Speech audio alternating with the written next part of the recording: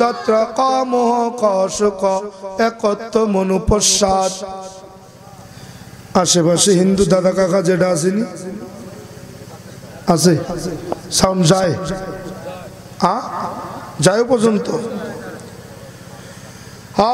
যারা দাদা কাকা যেটারা বসে বসে শুনতেছেন, খাতার কলম হাতে লইয়া বন। কি লয়ে বইব? খাতা কলম। কে বলে? আজকের মাহফিলে যিনি প্রধান বক্তা, প্রধান আলোচক, তিনি জন্মগত সূত্রে মুসলমান নন। যেহেতু নব মুসলিম, আপনারা জানেন, জেনে এসেছেন, শুনেছেন, প্রচার হয়েছে, প্রসার হয়েছে। হাজিরিন, গরুর গোশত খাওয়ার লোভে কিন্তু মুসলমান নই। জান্না বুঝা যাচাই বাছাই করে মুসলমান। আমি হিন্দু ধর্মের বেদ থেকে একটা মন্ত্র পড়েছি, তত্র কামোহ কশক একত্ব মনুপশ্চাৎ। হিন্দুরা জানায়া দেয়, দুনিয়ার জমিনে যদি তুমি শান্তি পেতে চাও, পরকালের জিন্দেগিতে যদি মুক্তি পেতে চাও, 12 মাসে 13 খোদা, 33 কোটি দেব দেবী, তুলসীর গাছের তলার 64 কোটি ভগবান ছাড়া একত্ব মনুপশ্চাৎ সৃষ্টিকর্তা এক আল্লাহকে মানো।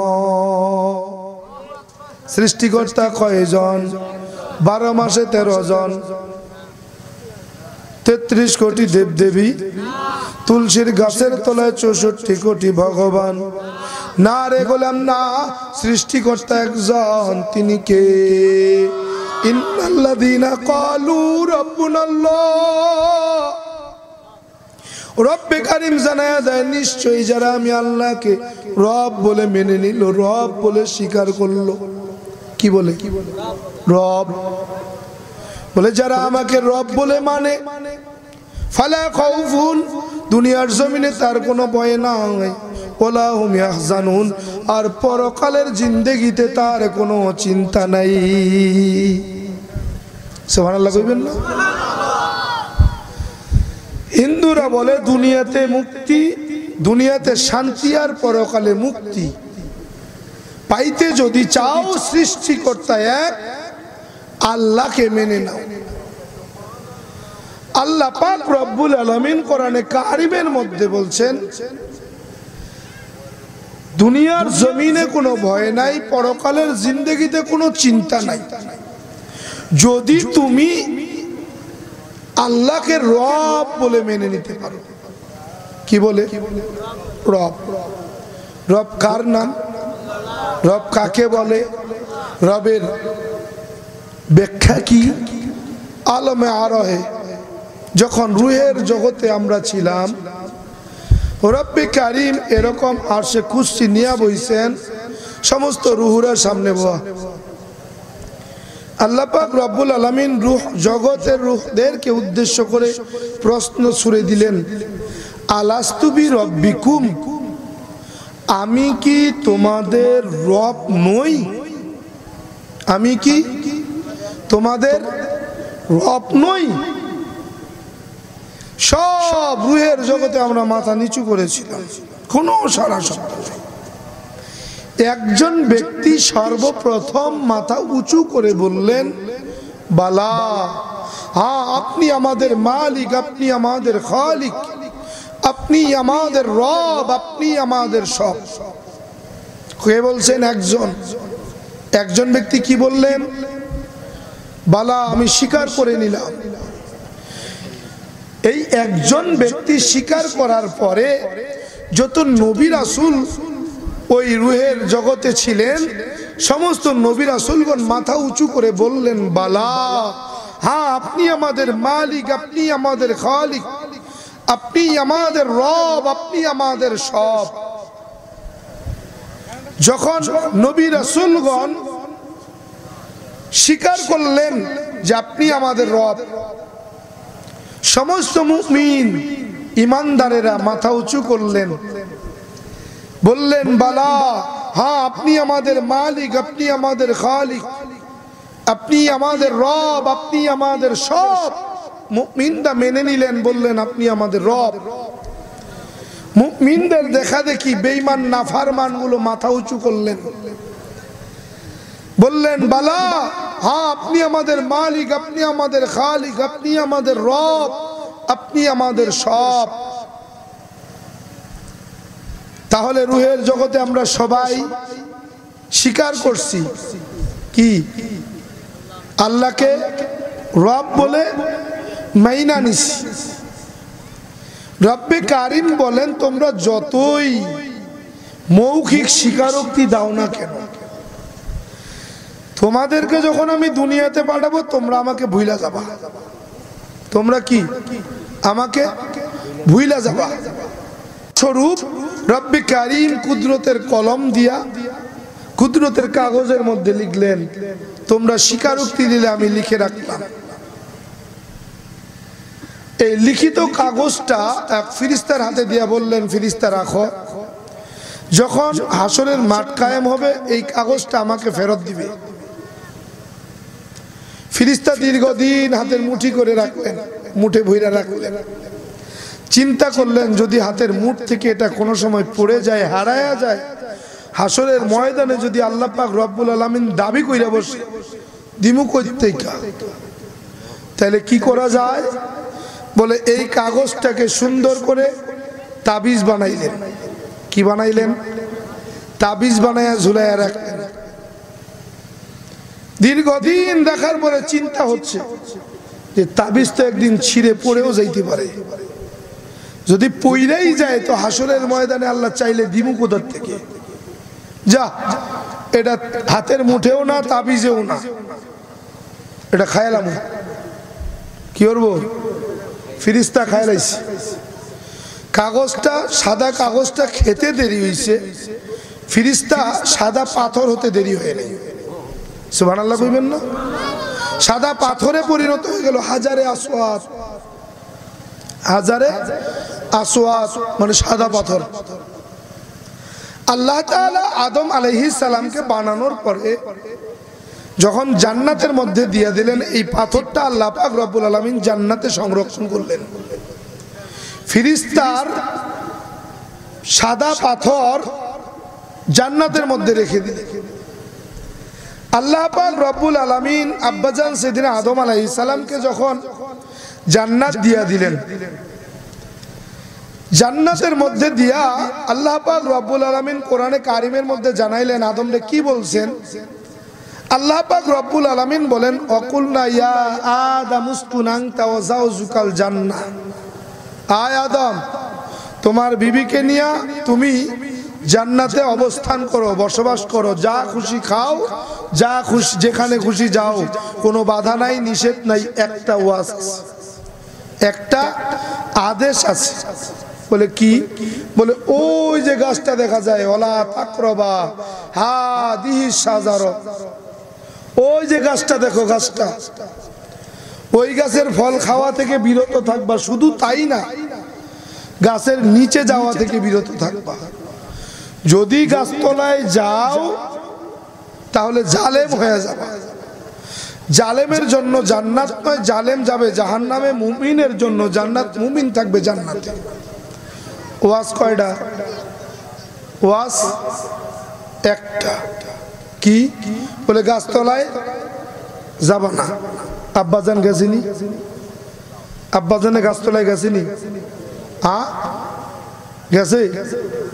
জানেনি না মুসলমান। কি কমু, কি কমু, কেমনে কমু? খালি ওই যে বাপের ঘরে মুসলমানের ঘরে মুসলমান, শূন্য মুসলমান। আব্বাজান কিন্তু গাছতলায় যান নাই, গেছেন আম্মাজান। কে গেছেন? আম্মাজান গেছেন। কেন গেছেন? এই মিস্টার ইবলিস যখন আদমকে সিজদা করলেন না, আল্লাহর হুকুম অমান্য করলেন একটা। কয়টা? একটা হুকুম অমান্য কইরা আল্লাহ কয় লানাতুল্লাহি আলাইহি, যা, তোর জন্য জান্নাত হারাম। খালি হারাম না, জান্নাতের ঘেরানো পাবি না, কোনোদিন জান্নাতে যাইতে পারবি না, তুই আজকের থেকে বিতাড়িত শয়তান। নাউজুবিল্লাহ না? তাইলে ইবলিস কি হইল? বিতাড়িত হয়ে গেল।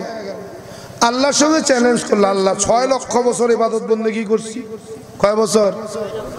1 বছর 2 বছর না, 6 লক্ষ বছর। এটার ইতিহাস অনেক বড়, ওইদিকে যাব না। আল্লাহর এটা দেখ, আল্লাহ 6 লক্ষ বছর যে ইবাদত বন্দেগী করছি, এর বিনিময়ে কি কিছুই পাবো না? কি চাও? বলে 6টা জিনিস, 6টা জিনিস চাই। 6 লক্ষ বছর ইবাদতের বিনিময়ে 6টা ক্ষমতা চাই, পাওয়ার চাই। বলে কি? বলে আল্লাহ এই আদমের জন্যই তো আমাকে আজকে বিতাড়িত করলেন। এই আদম কোনোদিনও জান্নাতে যেতে পারবে না, তাকে জান্নাতে যাইতে দিব না। এজন্য আমার 6টা ক্ষমতা লাগবে। বলে কি? বলে চা। কি চাবি? চা চালো। বলে 1 নম্বর, কিয়ামত পর্যন্ত আমার হায়াত দিতে হবে। বলে কবুল, মঞ্জুর, যাও দিয়া দিলাম। বলে আল্লাহ পৃথিবীর এক প্রান্ত থেকে আরেক প্রান্ত যাওয়ার জন্য এমন ক্ষমতা আমাকে দিতে হবে, চোখের পলক ফেলতে সময় লাগবে, আমি পৃথিবীর এক প্রান্ত থেকে আরেক প্রান্ত যাইতে সময় লাগবে না, সেই ক্ষমতা আমারে দিতে হবে। কয় মঞ্জুর, দিয়া দিলাম।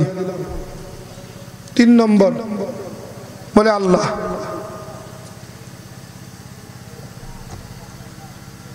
আমি আদম সন্তানকে ধোঁকা দিব,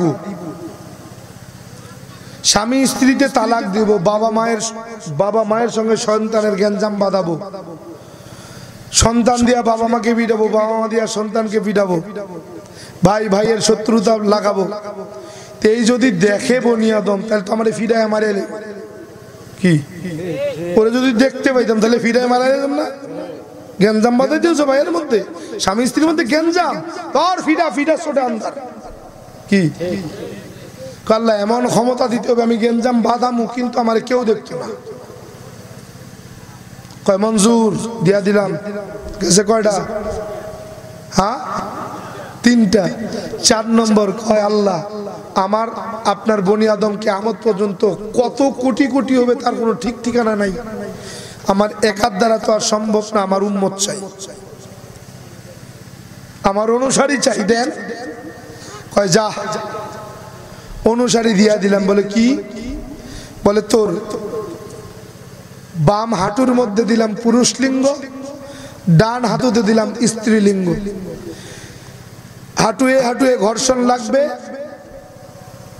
গর্ভধারণ করবে, দৈনিক 70 বার গর্ভধারণ করবে, 70 জোড়া করে সন্তান লাভ হবে, 70 বার সন্তান জন্মগ্রহণ করবে।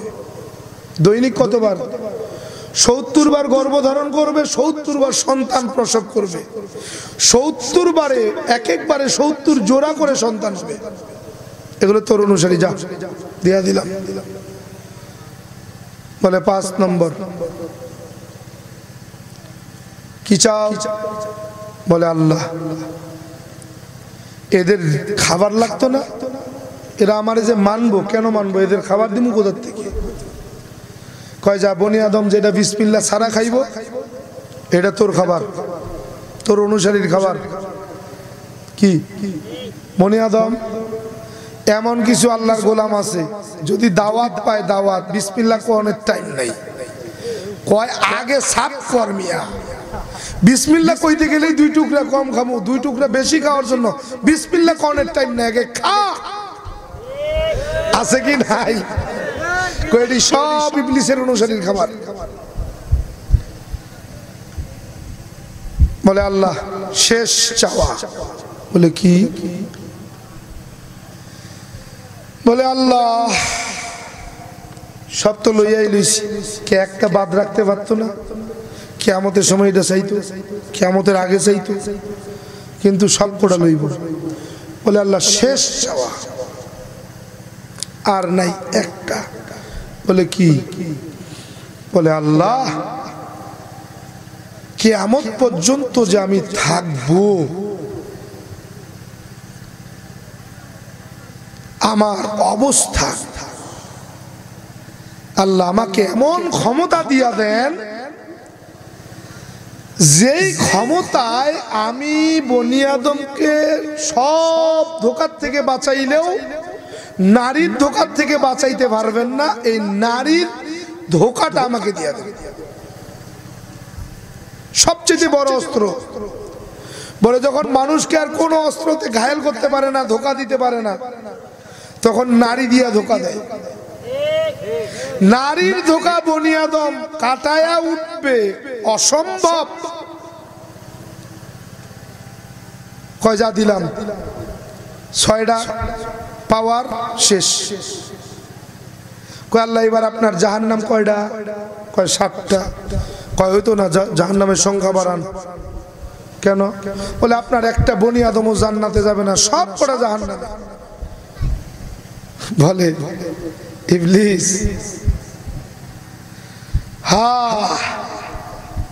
আমার বনি আদম মৃত্যুর আগ পর্যন্ত তোমার ধোকায় পড়ে গুনাহ করবে, মৃত্যুর আগে খালি তওবা করবে, আমি আল্লাহ বনি আদমের জিন্দেগির সব গুনাহ মাফ করে জান্নাত দিয়ে দিব।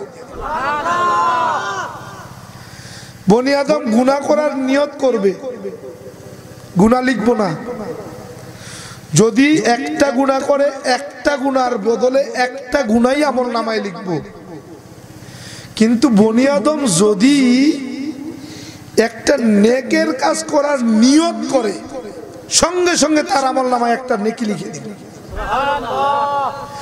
আর বনি আদম যদি ওই নেকের কাজটা বাস্তবায়ন করে, ওর সঙ্গে গ্যারেজ মার্ক 10টা প্লাস নেকি লিখা তার আমল নামায় লিখে। নিয়ত করলে 1, বাস্তবায়ন করলে 10। বলে মোট কয়টা হইল? 11 নেকি দিয়ে তার আমল নামায় লিখে দিলে। যা